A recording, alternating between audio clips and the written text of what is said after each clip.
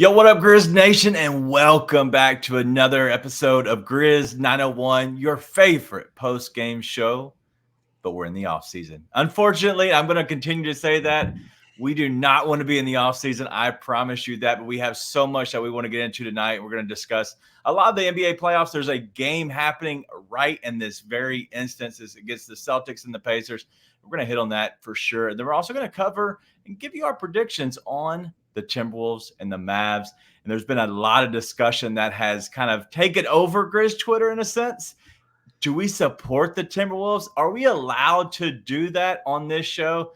We're going to get into that completely. And then also the big guys. There's a lot of talk kind of surrounding around maybe a Zach Edey, maybe a Jarrett Allen. There's so much we want to get into. We'll get into that in the last segment, but you know what we got to do. Let's go ahead and bring in our guy. Did it break? I don't know what happened. I pushed a button and it's a absolute disaster. I don't know what happened. Disaster. Anyway, what's up, Nate? How are you, man? I mean, I'm all right. Listen, end. I think I'm breaking stuff. But listen, as King Meeks is saying already, hit the like button. If you missed us last week, man, we had a great show. We had Kenny producing us on the back end. We unveiled a little bit of what we want our show to look like in a sense. And so we changed a little bit of that, but we have a lot that we're going to keep, I guess, tinkering with in a sense and keep trying to make sure we get it the way we want to in the off season. So this is where we're going to try some things. And so as you all know that we're going to maybe try things that might not be good, but you know what? We're going to go for it. So hit the like button if you don't mind. Subscribe to Bluff City Media. We would appreciate that. But also, if you're on any kind of social media watching this, join us over at YouTube. We'd appreciate that. The last three things I want to do is give a shout out to our three sponsors. That's Street Cars of Memphis. Regular maintenance for your car, plus all the modification needs, speakers, lights. Absolute lifts, disaster. Wheels. Pews, flower shops to commercial landscape maintenance. Pews have been around for 30 plus years. Well, they're now in the landscape business, baby. Go ahead and find them out wherever you can use your little fingers and pull up pews.com. But also give them a call over at 901-633-2118. Let them know the Grizz Number Crew sent you. Remember, Pews, you got big companies drink, small company values, and then our guy, Heaven's Healthy Kitchen. Grassroots business start right here in Memphis. Chef Smith Mivian promotes healthy eating and wellness. Looking to cook at home? Go get his cookbook. You can go over and find it at orderhhk.com. Serving and catering plant-based and vegan gourmet food straight for you. And no, Harold, Edey is not mayor of Memphis. We're not going for that. We're gonna hit him in the last segment, but we want to hit first on this game that is happening right now. Nate, are you watching it? That's like it has to be what's taking over Grizz Twitter right now. This game? Yes. Yeah, has to. Celtics play too much, man. Yeah. How are they not blowing them out? Game 1, Eastern Conference Finals. You've not played very much basketball. How do you not come out ready to just absolutely blitz these guys? Well, the thing is they have, but it's like in very small increments. It's like, hey, let's go up like a 10-2 run, 14-4 run, and then like get out, and then all of a sudden you'll let them creep back. Like, yeah. I don't get why. I think they're playing with their food a little too much, like you were saying. But look, it's 96-95 Boston right now. 10 minutes to go in the game. We're going to keep honestly being here throughout the rest of this game. Yeah. And so if it somehow extends past our 45 minutes to an hour, listen, we're staying until it's over. If it's quadruple overtime, we'll be here, I promise. Just weird, man. It just, I don't know if we've seen the Celtics play, like, to use a really tired terminology, a full 48. You know what I mean? Yeah. Like the entire playoffs. It's kind of, I don't know. I'd be frustrated if I was a Boston fan. I'd be worried. Yeah. Wayno says, didn't they give up 12 at the start? Mm-hmm.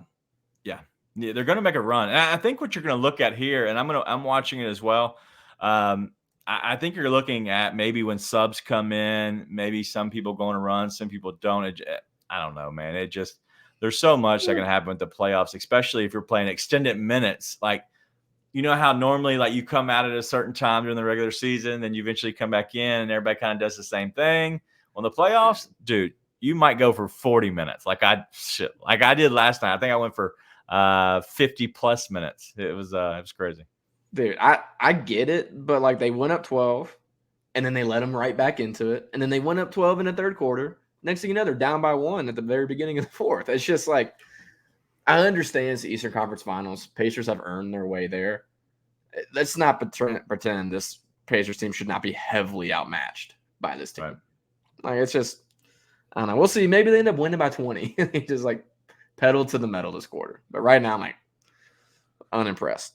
Yeah. Hey, real quick from King Meeks. I want to hit on this later, but Nate, did you see the interview or the tidbits of interview from Chandler Parsons and Daniel Tosh.0? You didn't see it? Okay. Well, when we take our break, try to see if you can pull it up and have it ready, and you can watch it during our break. Our break will be, I believe it's 2 minutes long. We'll hit on that right after our commercial break about midway through the show. So, King Meeks, if you're staying around, let's hit that because I do have my opinions. Dude is a just straight up hater. Like I could not dislike the guy more. He might be the biggest heel in Memphis, but I want you to watch it yourself. But also, if you missed it, tee it up, get it ready. When we take our break about midway through, go ahead and watch it. It doesn't take long. There's probably some clips on there about Memphis. Watch it, and it shouldn't extend that past that time, and you can kind of chat with us. But all right, so going through this game, listen, we're 100 to 99, Nate. If you had to pick a winner, or is it easy to say Boston's just too good and they're going to quit playing with their food? I mean, yeah. I mean, I can't imagine a world where the Pacers. You talking about this game or the series? Just the series in general. Yeah, no, there's no chance the Pacers should win this series. The Pacers should not have won the last round other than the Knicks got hurt. And for all the Pacers fans that I know tune into the show regularly. All of them. There's probably one. All -5. I don't want to hate on the Pacers. They have beat the guys that they were supposed to beat right in front of them. Yep. But first round, no Giannis, really no Dame. I feel like someone else was hurt that series too. Maybe Middleton maybe was out. Yeah. He was just out the entire regular season. Yeah. So you got that. Right. And then round 2, it's no Randall, obviously, but then it's all of a sudden no Anunoby. All of a sudden Jalen Brunson's banged up. Josh Hart's running a marathon every 3 days. It's like, it just gets to the point where I'm like, okay, you're beating who you're supposed to beat, right? You have earned your way there. There's nothing to take away from that. Just like I don't like the fact that people are taking away from Boston being in the Eastern Conference Finals. Like they beat the teams that were in front of them. Yeah. Like that's all you can do. Yeah. At the same time, like it's just a different level. They're going to need to keep bringing out new voodoo dolls, I think. No doubt. To be honest. But yeah, so I think we both have Boston winning this. I definitely think that the Pacers can make it 6 games. Like I think that they can run enough on these dudes to make it 6 games. If they had Porzingis, I would say it's a little bit tougher. But look, I don't doubt these Pacers. Like they're going to score and they're going to get hot. They're going to shoot well. They're also going to shoot terribly in some games. So they're going to get blown out as well. Well, and the thing that'll keep them in these games is Siakam seems to have sort of found his rhythm a little bit. I think Miles Turner too. Miles Turner has been good the entire playoffs. He's been good all season too.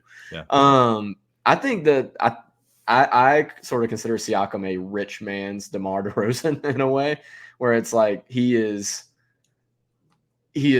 more helpful than DeMar DeRozan in a good team setting. At the same time, I think he takes a lot of inefficient shots. Like analysts have got to hate him, right? Yeah. It's like that mid-range, but not quite in the mid-range shot he loves. But when he's making them. And so he's doing it right now. They're so outmatched. The Celtics play with their food too much. I don't really care how much they play with their food. They should beat this team in 5. Yeah, the Celtics should easily win this in 5. I don't think it'll happen, but I think that they're going to win this no matter what. But let's go ahead and move to the next one. We're still going to be stuck on the playoffs, but we have a lot to discuss with this Mavs and Timberwolves. And so I'm excited about this. I want to get through that, but we're going to continue as the game goes. I'm going to give us an update as we go through. You're probably watching it as well as we are, but I have it right here on my screen, and so I'll be paying attention to it a little bit and keep you updated. But the Dallas Mavericks take down, was it OKC, and then Timberwolves took out the Nuggets. Everybody thought that OKC has the potential to win that series, but also Denver is probably going to win their series, especially when they go up 20 by halftime. There's no reason that these two teams should be in these spots, and they are. But honestly, both those series were incredible, and so hats off to both of these teams. But there's been a lot of chatter in the Memphis Twitterverse, Twitter streets, we'll say. I just I'm not sure where you are. Are we able to support the Timberwolves? Are we going to allow ourselves to do that? No. No. Now, I will say I'm not going to go full hater either. I do think it's the amount that people are hating on the Wolves at this point it's kind of insecure. I mean, let's just call it what it is. It's insecurity about the fact that another young, quote unquote, young team, even though they're not young, is succeeding. Right. And I'm not drinking the haterade. At the same time, I don't want them to win. I would much rather see Dallas win that series. 100%. I wanted the Nuggets to win that series. I couldn't believe they sold like that in the second half. Just completely flipped their energy in that second half. All that to say, I'm not going to hate on them. Give credit where credit's due. We all love Ant. Right. We all love Mike. Most of us love Kyle. There's still people who hate Kyle. They're probably no comment crazy on Rudy. Yeah. Oh my God, dude. That's the bad thing, and we talked about that. I hate cheering for Kat and Rudy Gobert. I just hate it. I can't allow myself to do that. But what I'm hoping is that they don't play well and the other guys do, and whatever happens, happens. If they win, they win. They lose, they lose. I just don't want to cheer for the Wolves as a whole. I'm cheering only for Ant and Conley. In all honesty, that's really the only two guys I'm cheering for. Look at Wayne, the ex-girlfriend that should have been us, seeing her walk down the aisle. We're so angry. Can't say that has been me, thankfully. I got the one I should have gotten. That being said, Kat was awesome in that Nuggets series. For sure. You got to give credit where credit's due, and for a guy who seems to have always sold in the big moments, Kat was awesome in that series. Now, this series itself, I do not think is nearly as much of a mismatch as a lot of people think. I could be eating my words. The Wolves destroyed the Suns. Yeah. Beat Jokic at home in Game 7. That being said, I think they are facing an entirely different type of matchup in this Mavs team. I think it's entirely different because here's all kinds of things, right? Jokic is the best player they faced, no doubt, including in this series that they got coming up. Jokic is better than anyone the Mavs have. All right. They are yet to face any athletes. Yeah. Also, I don't think it's crazy to say Kyrie's better than Jamal Murray, as good as Jamal Murray has been.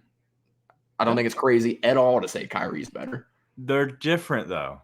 Yeah, but as far as what you need out of both, what are you going to have? Jamal Murray defending? Kyrie's the better scorer than Jamal Murray. He's a better scorer than Jamal Murray. He hasn't been, though. Not on this team. Yeah, well, watch. Yeah, I bet he doesn't score 20. I bet he doesn't score 20 points in any of the games.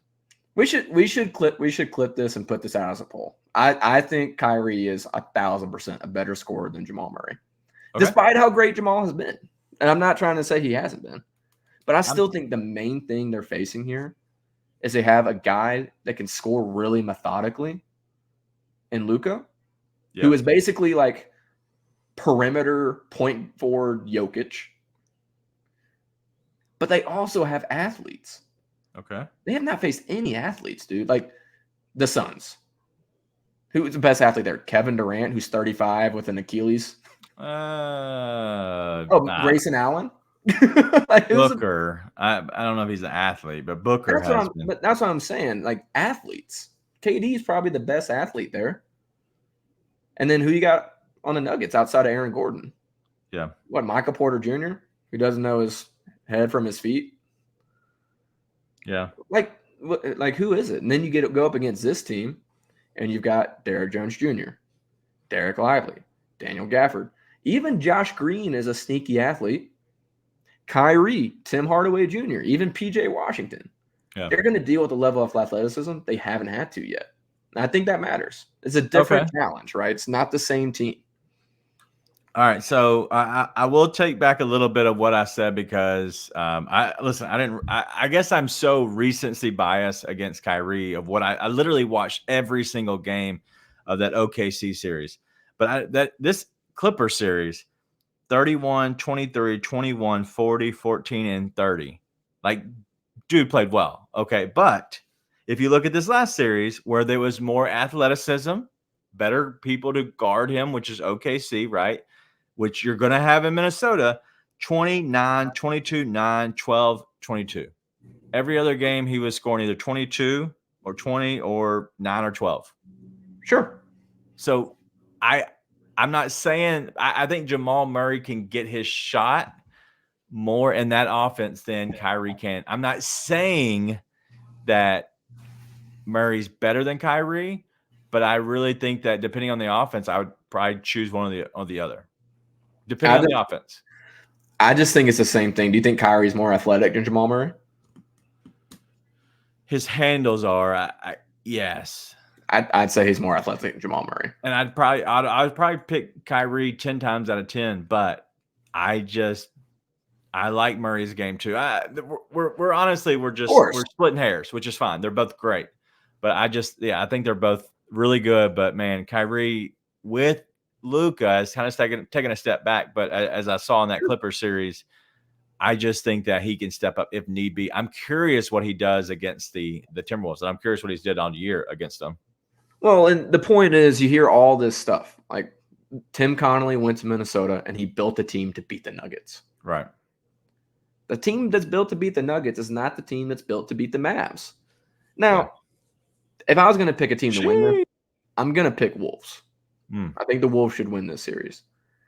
All that to say, they are still dealing with something they have not dealt with yet. And they got guys who can be just as athletic as they can. And I think that matters when you come into the series. I think it gives Dallas a chance to try and play Rudy off the floor, which I think matters. I think it also limits having maybe a Naz Reid out there too.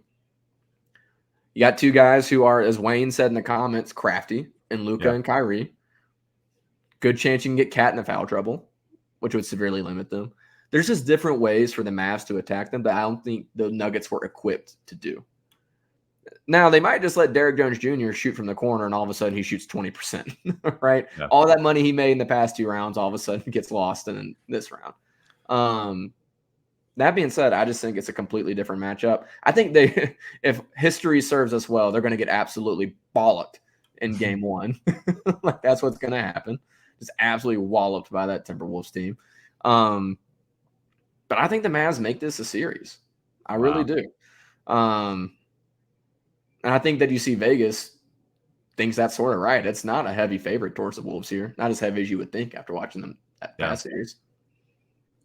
We'll see. Man, I'm so curious of how this all goes because, like, I'm looking at the line right now for Kyrie Irving. It's 21.5. Okay, in the last 3 games against them, and mind you that 2 of these games happened in 2023. I'm sorry, he hasn't played against them. Yes, he played against them this year. He had 35 against them in the game he played. But the 2 games before, he had 30 and 36. He scored well against them for the simple fact that probably he wants to space it out and he can get by, maybe somebody's over helping with Kyrie. I'm sorry, with Luka. And so I do think that you might be on to something. I'm going to put a bet on it right now, okay? Right now that I'm going to take Kyrie over 21.5 points. For the simple fact is 22 points isn't a lot to get to, right? Because he did that 3 times in this last series. And so I'm thinking that he actually does that in the first game. You're talking about a game at Minnesota. They're probably going to be the main guy that they're going to be looking at is Luka, right? And you're going to have Jay McDaniels on him, but you're also going to have probably who does Ant guard? Does Ant guard Luka instead? I think you have to because of the strength factor. I think you put McDaniels on Kyrie, Ant on Luka, or they try and save Ant's offense and they just let him sort of play on whoever. If you're going for purely best defensive matchups, putting him on someone like Luka makes the most sense, but they might have putting someone like Cat on Luka, which would be a massive mistake, actually. As soon as I said it out loud, I was like, you probably shouldn't do that. No. Thinking on it now, okay, you probably can do McDaniels on Luka and Nickeil Alexander-Walker on Kyrie. Kyrie. And then you go Ant on either probably Derek Jones Jr. or PJ Washington, and then and vice versa. Then you go with Cat on them, and then you go Gafford against Gobert. Is that 5? Yeah. Well, then that makes sense. I guess you got to put Mike in there instead of Alexander Walker. I don't know how I feel about putting Mike on Kyrie with the bum hammy, though. Oh, I forgot about. I don't know. That's what I'm saying. There's all kinds of things to be interesting. There's just a lot of different things that could end up happening. Yeah. Well, because who do you hide Mike Conley on? Because you have to put Mike Conley on Kyrie, Derek Jones Jr., or Washington, whatever his name is. Probably Derek Jones Jr. Dude, he can get up. He would get every random rebound just because he won't be boxed out. Yeah, but who else are you going to put him on? Plus, the Wolves switch everything. So you can put him on Kyrie. You could. I read in here saying somewhere Ant said Kyrie was his matchup. He wanted it. But, I mean, I just don't know. There's a lot of different things you could do here. My guess would be they put Mike on Derek Jones Jr. and then he just plays off, right? Same thing. Like, if you want to shoot it, shoot it. So, all right. I can get down with that. I don't know. I can get down with that because you got to think that he is going to be like a spot up shooter in the corner. The only problem is if it was me, any chance I get, I'm going to catch and shoot in that corner or I'm going straight back door to the rim. And I want Gobert or Cat to join me at the summit. Like I want that to happen because I'm going through you every time. Gobert. Yeah. I hate Gobert. All right, so real quick, 2 minutes to go in the game, 115 to 110. Indiana Pacers are up by 5. That's crazy. So I'm curious how this goes. We just got a free run free run to the rim for Jaylen Brown. Just got hit in his head, and he's holding his head, as you can obviously tell. All right, so Wayno's got a question. If the Celtics wet the bed this series, is it time to break up Tatum and Brown, in your opinion? I don't know. I don't know what the move is. I have no idea what you do. I mean, if you are Boston and you don't figure out a way, I'm not going to lie, to win the finals this year. Yeah. Like, I'm not saying at the beginning of not just the season, but the playoffs as a whole, I don't think this should have been championship or bust. When you get to Wolves, Mavs, and then you versus the Pacers, like, you got to find a way to bring that home, man, if you're the Celtics. This is their best year. Otherwise, I think it's must win for them right now. My internet must going? Win. Yeah, you're in and out. Nice. Perfect. That's exactly what I was hoping for tonight. You keep freezing every 2 seconds. So, but your voice has been good for the most part. So I don't want to hate on it too much, but we got to figure that out. So it's just my face, mainly your face, which is, listen, that's fine with me. I'm cool with it freezing, but I got to see more still pictures of you. Hey, I will say you got 4 months to figure it out, though. Yeah, I know. So we'll just do that okay. Hey, I got a take on this, and so I think if you look at this as the Celtics, I really think that this is must win this year for the simple fact that Denver will be back with a vengeance next year. We'll say, okay, you have OKC has a little bit more of the scars, and so they should be back to somewhat normal. All right. and then you have the Timberwolves who are coming. No matter if they win or lose, they're keeping the whole entire team together, no matter if they're paying Cat and Gobert $93+ million next season just as a whole, plus the other guys who have to pay. So that's 3 teams. Lakers are going to figure out something. They're going to be competitive. Phoenix is going to figure out something. They're going to be competitive. The Mavs are right there already. They have Luka Doncic. Wemby and whoever they surround with him is coming. Did I mention the Grizzlies are coming? Like, all of that is in the West. And then if you go out East, they're only going to continue to get better because those are going to be the worst teams as they have been. Eventually, those stars are going to come through. You're obviously going to see the white boy that's going to Duke, Cooper Flag. He's coming eventually. He's going to go out East. He has to because everybody is pretty good in the West.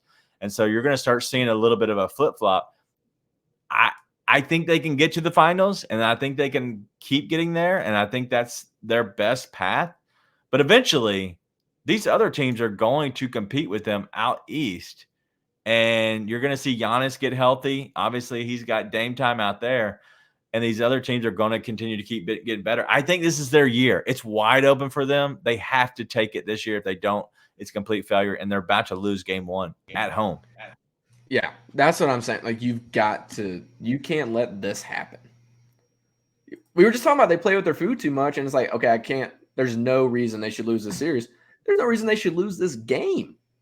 Game 1 at home against the Pacers after you've been chilling. Like, I know you're not healthy, but come on, man. You're the Boston Celtics playing against the Indiana Pacers. Yeah. So, listen, they might lose this, and it might be a gentleman's sweep. Who knows? But it just doesn't feel like they're one of those teams where I think you and me talked about this at the very beginning of the playoffs. The Timberwolves look like every possession mattered. Yeah. Every possession mattered.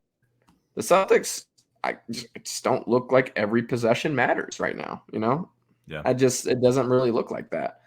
But they've got a good team. That's what I'm saying. I don't know where they go from here. Is where I was going. My internet derailed. It's still derailing. Yeah, great. Like, you have Drew Holiday, Jaylen Brown, Jason Tatum. I know Kristaps is out, but you have a great role player in Derek White, great role player in Al Horford. This is the year to put those pieces together, man. Yeah. All right, looking at this game now, it's a 1-point game. Indiana 115-114 for Boston. And listen, we're going to have a draft special show, and I am over the moon at what it's going to look like. You don't even know yet, Nate, and I'm trying. Nimhard, I think that was Nimhard for a 2 at the free throw line there. That's great. 117-114 now, Indiana. But the draft special show is going to be awesome. Hopefully, if your internet doesn't suck. But we have a lot to talk about that. But just in general, we're going to have Ryan. We're going to have Chip on, and it's going to be awesome. Like, the graphics we're doing for it, the in and out, the cuts that we're going to do for the different show, how it's going to be done is going to be really good. It's going to be a lot of fun. Me and Kenny have already met twice about it. And we're going to even have a kind of a rehearsal the night before to make sure everybody knows what they're doing. Like, we're taking it seriously. We're going through we're going up to the Grizzlies pick. If they trade back for a few spots, then we're going to stay with you. But we're going to go pretty much with the Bluff City Media draft special. We're going to go through the lottery. Unless the Grizzlies get down to like maybe 16 or 17, then we'll stay the whole time. But for the most part, we're going to get to the Grizzlies pick, and then we're going to discuss the Grizzlies pick as well as the other picks that are happening. But we're going to stay Grizzlies-centric after they make their selection. Okay? So we're going to kind of lead you up into it. And then once they get their pick, then we'll actually break it down into who they got, how it affects the Grizzlies, and how good that player is. So we're going to have a lot of fun. All right. So enjoy this game. Go watch the Chandler Parsons stuff. We're going to take a quick 2-minute break here for commercials. And then as soon as we come back, we're going to hit on all the bigs that we want to discuss. So stay tuned.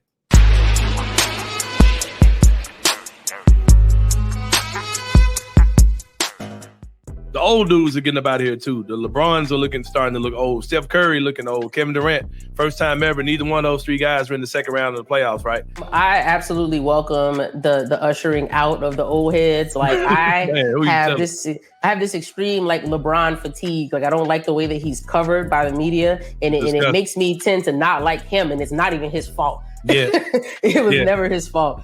And so moving forward with the new faces of the league, like your John Morants and your Luka Doncic's and Anthony Edwards could be part of that conversation. But does the league want to like put him on? Because they're gonna market whoever they want to market, right? And I feel like he's very marketable, but for some reason it seems like the league not leaning into it. Because they know it's a clown. They know it's a clown inside. He gonna say whatever, out, right? He gonna say whatever. From John Morant, you better vet these dudes toughly. And the dude who's coming in-bombs and eating Popeyes on street and he on the Bally's mic, bro. The mic is hot, bro. We heard what you just said. They know a clown is in there, man. Tune in to the Anthony Sane Show Wednesdays and Fridays at 12 p.m. weekly on the Bluff City Media YouTube channel.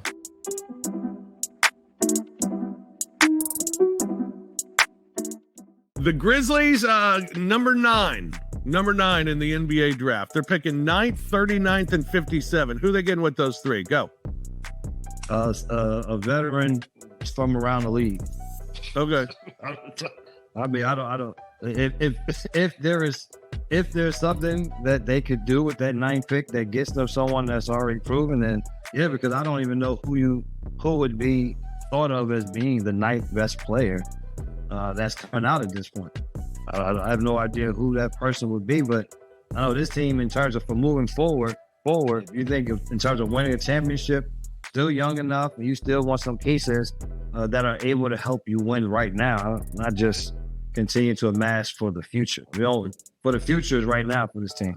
Tune in to the Night Court Podcast with your hosts, Rob Fisher and Brevin Knight, on the Bluff City Media YouTube channel.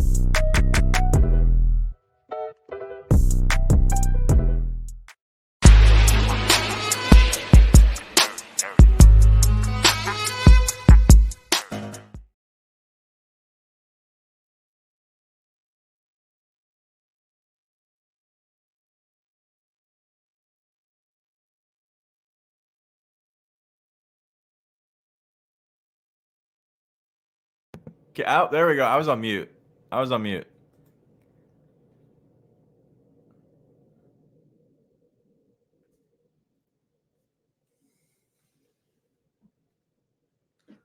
Can you hear me?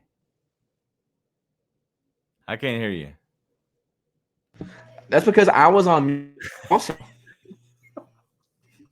What is wrong with us? Abject disaster of a show. Let's go. How to not do a show one-on-one. Show in general has been an absolute just mess. Absolute mess. I don't get it. I don't know what's happening. All right. So a couple things.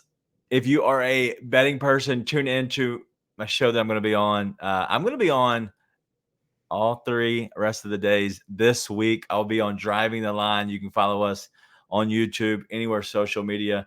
It's at Driving the Line. But I'll be there Wednesday as a regular correspondent, as I always am. But then I'll be hosting Thursday and Friday, so it should be a lot of fun. Coach Jonathan Coachman is actually calling the PGA event that's happening. I don't even know where it is. And so when he calls it, I come in and host it, and so it's gonna be a lot of fun. And so who knows how bad I'll screw it up, but hopefully it's not any better than this. All right, so we're down to 117 to 114. Indiana has the lead. Boston has the ball under the rim with 8.5 seconds to go. I know I'm a little delayed, but we have a shot from Jaylen Brown. 3-pointer. Wow, we have a tie game with 5.7 seconds. He just shot that in somebody's eyeball. And I don't even know who, but somebody's eyeball. Absolutely fumbling right now. Dude, if they lose this game, they could lose both of these at Boston. That's Indiana. My fault. Yeah. Indiana. They could lose both of these. Yeah. All right, let's go to it. Did you listen to Chandler Parsons? What a dickhead. He is a dick. That dude's just absolute a-hole. Old punk Parsons. He reminds me of somebody that had it good and just wants to turn around and just shit on the city, on the franchise, on the people. We as fans had to deal with his terrible basketball broken body skills. We had to do that. He is the guy who broke up the core four because of his lack of health, because of his lack of ability. We had to move on from the core four because he screwed it up so bad because we had so much money involved in him and he gave us zero. And so he really was the person who brought down the core four. They tried to go all in with going after and getting a kind of a stretch, kind of a guard who can shoot. And he was what really broke up the core four. So screw you, punk. Screw you. Listen, it all worked out. All roads led to Ja Morant of that whole debacle. At the same time, like, and I go to Nats, ran out of underage girls in Memphis. Sorry, not underage, teenage. Shouldn't say underage, but they're alcohol stations, like such as that. So, teenage. There we go. I don't even know if that's true or not, but if he's gonna hate on us, I'm gonna hate on him. Oh, he was notoriously scooping up some girls from college for sure. I wouldn't doubt if some of them were not of age, but I know that he was like dabbling all in the University of Memphis girls, like 100%. And so, is it legal? Yes. I'm not trying to call the dude out for doing something illegal. Yeah, I don't know. Not underage. I'm not involved in that.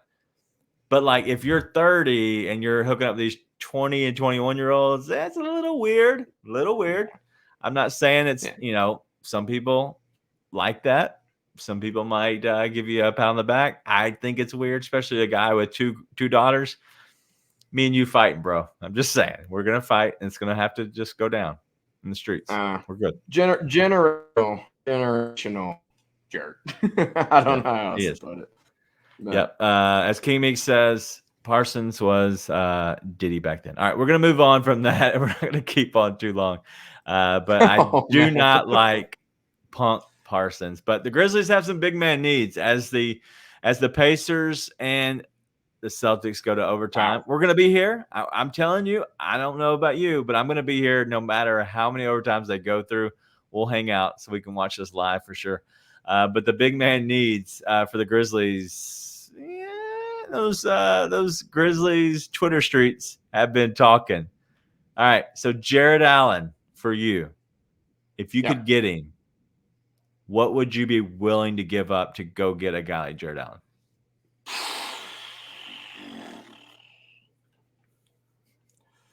Zaire Williams. King Meeks. I'm sorry, King Meeks. You and Zaire both have to leave town. No. I don't know, man. I mean, he fits a huge need for this team. So, I mean, decent amount. I'd give up Luke Kennard. Okay. So you're giving up Luke Kennard and Luke Kennard in a first for sure? Yeah. I'll give up Luke Kennard in a first for Jared Allen. Fits your needs perfectly. The only questions about him are going to be the I guess the quote unquote toughness being built for it.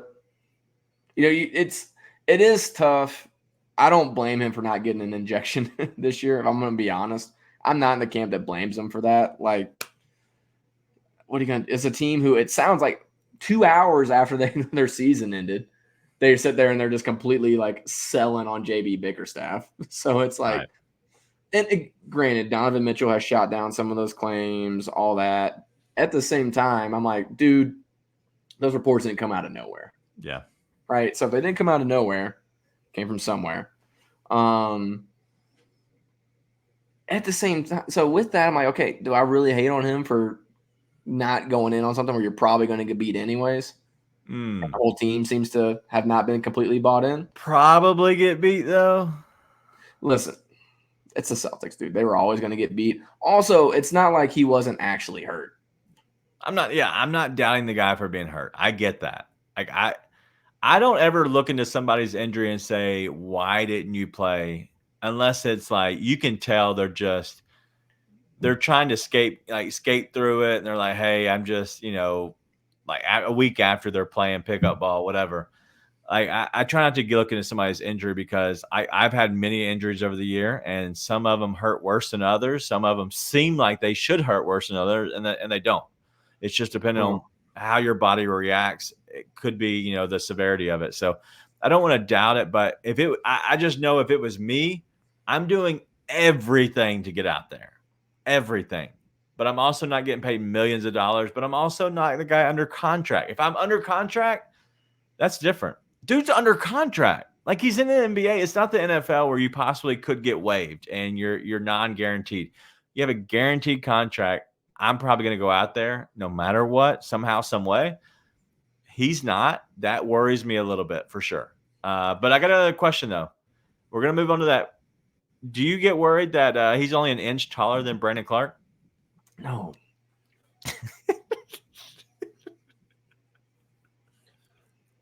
No. But Okay, listen, we already have he's Brandon only Clark. an inch taller than Brandon Clark. He's only an inch taller than Brandon Clark. Only an inch. This is one of those where I throw in this little, I watch the games. I watch the games. And guess what? He might be an inch taller than Brandon Clark. His wingspan might as well be 7 feet longer than Brandon Clark's. With the way he plays, it's just not even close to the same. Like, the dude is a rim protector for a reason, and a rebounder for a reason, and a rim runner for a reason. Now, that's where the similarities end with him and Brandon Clark.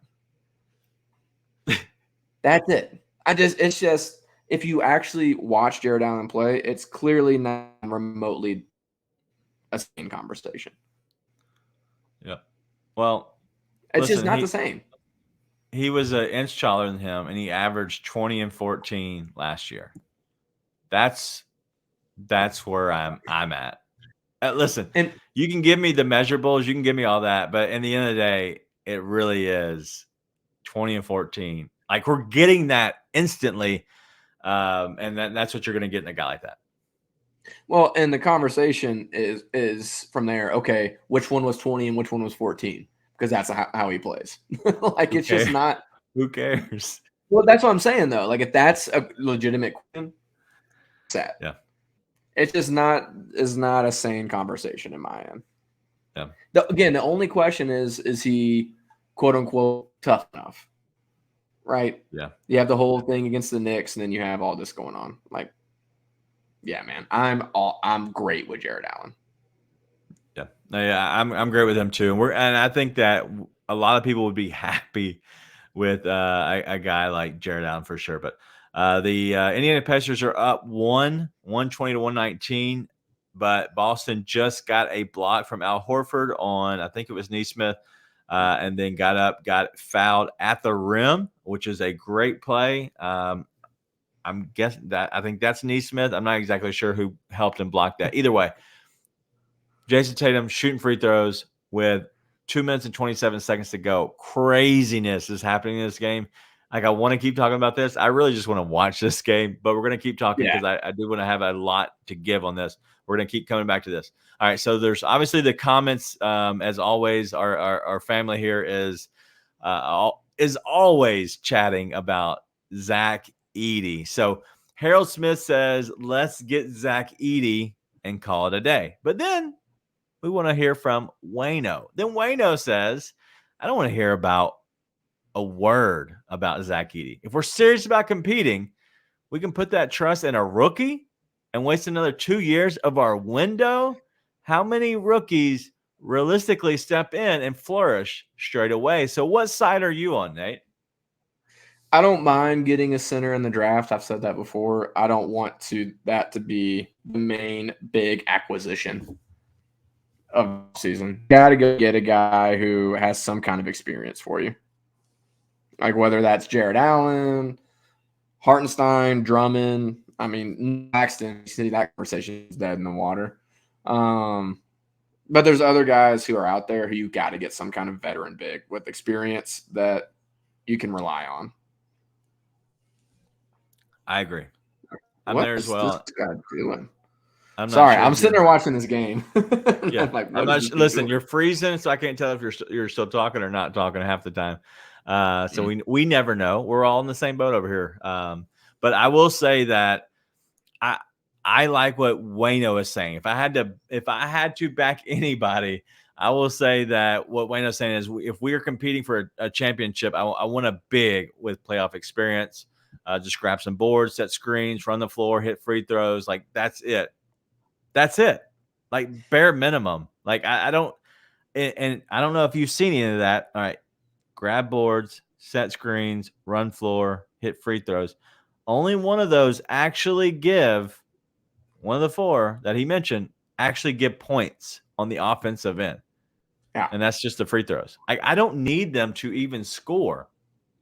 King Mix is saying it's Sean Bradley and Thabit had a baby. That'd be Zach Edey. Well, That's funny. And listen, I don't want to discredit Zach Edey either.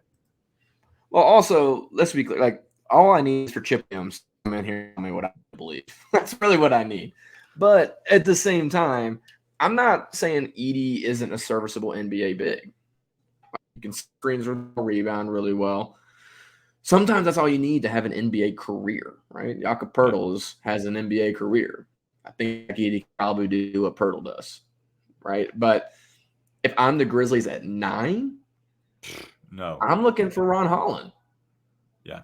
Like the more I listen to guys who know what they're talking about, the more I watch any kind of actual film, Ron Holland is the guy. And I know I've heard we have GG Jackson. What do we need Holland for? Dog, are people really telling me, hey, we don't need another athletic wing who could possibly develop a jump shot and defend pretty much anybody on the court? What do we like? I can't believe I'm living in a world where somebody's telling me, hey, we have a wing. Why would we want another one? Yeah. We're the Grizzlies. What are we talking about? We've never had this before. Go get another one. Like, worst case scenario, all of a sudden, 3-4. Like, imagine 3-4 of Ron Holland, GG Jackson, and then you have Jaren Jackson. A lot of people want. Yeah. Like, God forbid we have another athletic wing who has really high potential. Well, okay, so that's where I am. So Klingon has kind of fallen a little bit in some mock drafts. He's still holding pretty steady in others. And I know that he has kind of not been the story because of what he has been doing, whether it was in the combine and his immeasurables or his measurables, but also like a little bit of just kind of people falling out of love with him because that's what happens in the draft process is people fall in and out of love. Like literally people could mock draft Edey into the 20s in the next 2 weeks. Like it literally happens that fast. And so I will say that to what you were talking about with Chip Williams, Chip says Edey's fine. I'm okay with Edey. He's okay with Edey. I think we're all okay with Edey. I'm not going to get Zach Edey. I'm not going to get a player like that at the number 9 spot. All right, we got a big 3 from Jason Tatum. They're going up 127 to 123. Boston is up 4 with 42.8. So we wrote off Boston earlier. We kind of danced on the grave a little bit. They're back from the dead, up 4 with 42 seconds. But Zach, but Zach Edey, Zach Edey has been for sure a guy who's been the talk of the town. I am fine with Zach Edey if they were to get him. If they fall back somehow, some way, and land him in the 15 area, maybe right at the bottom of the mock draft and get something else. I'm just telling you, Zach Edey is not starting for the Grizzlies. None of these rookies are starting for the Grizzlies. None. Anybody see that? 0. None. No matter who we pick, they're not starting for the Grizzlies next season. They're not. Okay? I don't know if that's a spoiler alert. They're not starting for the Grizzlies next year. The Grizzlies will go out and get a big man somehow, some way. And I promise you, whether it's Zach Edey, whether it's John McClingan, I don't care who it is. It could be Hercules. My little Hercules. He is not starting for the Grizzlies next year. Well, it could be something like what I know Sane tweeted this, I think today, but was talking about Grizzlies trying to trade up into the end of the first round or trade back time. Edey right, is and not trying going to to be like there where the Grizzlies can get to. No, I'm just saying, but there's a much more likely world of that than I think the Grizzlies trading back from 9 or taking Edey with 9. Yeah. It doesn't make any sense for me at all. And again, I'm not writing Edey off. Ryan says Edey sucks. I'm not sure he sucks. Like maybe he gets in the NBA and he's Luka Garza.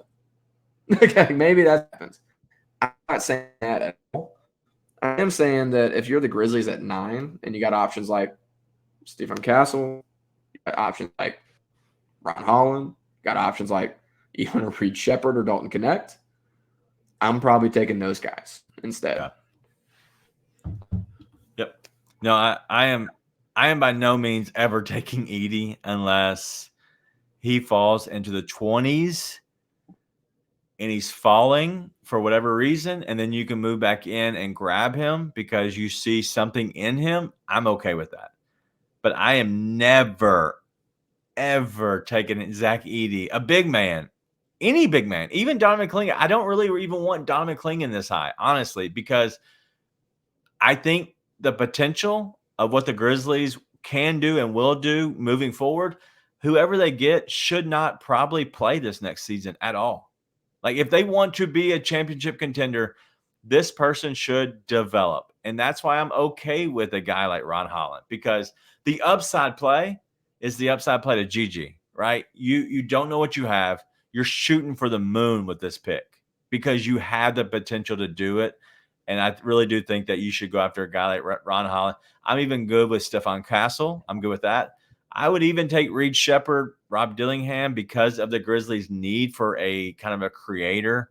They're just too small, and I hate going with a big that is, or sorry, with a guard that can't play next to your best player in John Morant, and so that's why I would stay away from that. But if Reed Shepherd and Rob Dillingham are there at 9, and that means that Holland and Castle are both gone, then I'm okay grabbing one of those two. I'm happy. But I'm also not against falling back just a little bit. Grab some draft capital for next year's draft, maybe.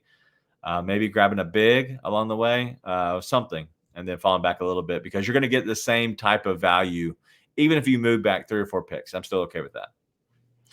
Yeah, I'm okay with that. I honestly think they're going to have one of these guys available at 9, and I think especially Ron Holland seems to somehow still be available there. And the potential is just sky high with a guy like Ron Holland. Like worst case scenario, you're getting a guy who can finish around the rim, defend, and rebound. Like that is a game you can play for a championship run. So, again, I'm gonna let Chip Williams tell me what to think. But what I'm not thinking is Edey at 9. Yeah, maybe, and I could be wrong. Maybe. But I don't think I am. No, I don't think you're wrong.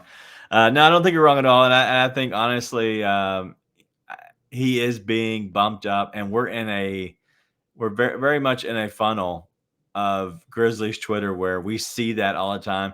That is not the real world. We are never going to see a mock draft with Zach Edey at 9.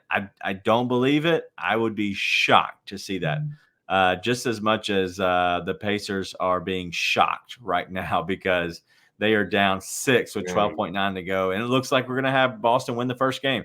They're up 131 to 125, and so Boston will survive with this. Crazy how much this game has kind of flipped on its head in literally the last 10 minutes total, but probably the last 6 or 7 minutes of game minutes, it's been nuts for sure. Pacers threw the ball out of bounds. Threw the ball out of bounds, man, with 10 seconds left. Just got to get the pass in. Yeah, for sure. All right. Listen, that's all we got. I'm not going to stay here any longer because the simple fact is Celtics are winning, baby. There's no reason to stay around any longer. They're not going to go into other overtimes. We're not going to stay around forever, thank God. Somebody just shot the ball over the freaking backboard. Shout out to Obi-Wan Kenobi Toppin.